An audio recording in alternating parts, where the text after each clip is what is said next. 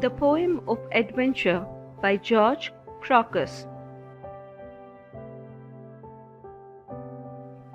Deep inside the mountain, the adventures hide themselves. They are of all forms and shapes. They all have an excellent ending, because those that live their lives in adventure see the world in an extraordinary special way.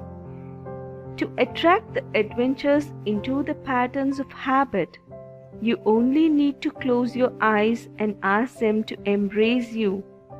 You can also imagine that you are transparent and feel the wind stream through you instead of going against you.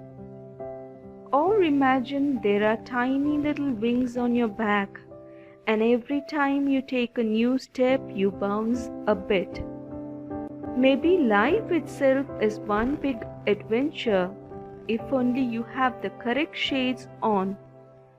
Back in the days of old, when knights were bold, who with the sword or lance in armor sought romance.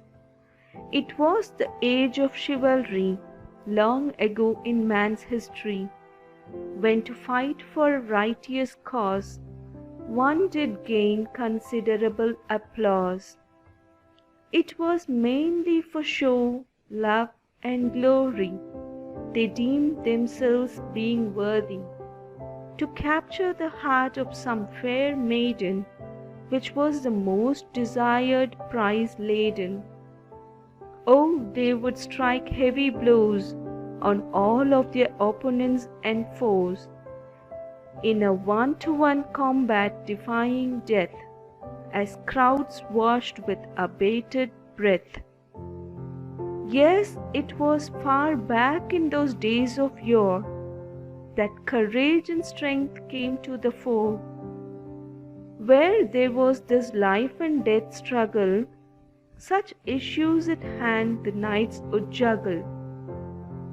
And in fighting for their country, faith, and king, noble impressions on people's minds would ring, that even through the ages are held in high esteem. Those knights in shining armor do now all seem. There are many legends based on their heroic exploits, a legacy of tales which have been told with much adroit, highlighting aspects of human wisdom related to virtue and vice, and the lessons to be learned are those of goodness and sacrifice. History usually repeats itself time and again. As it often happens, a situation comes when we are asked to do something for a just cause, and acting with chivalry, we shouldn't pause.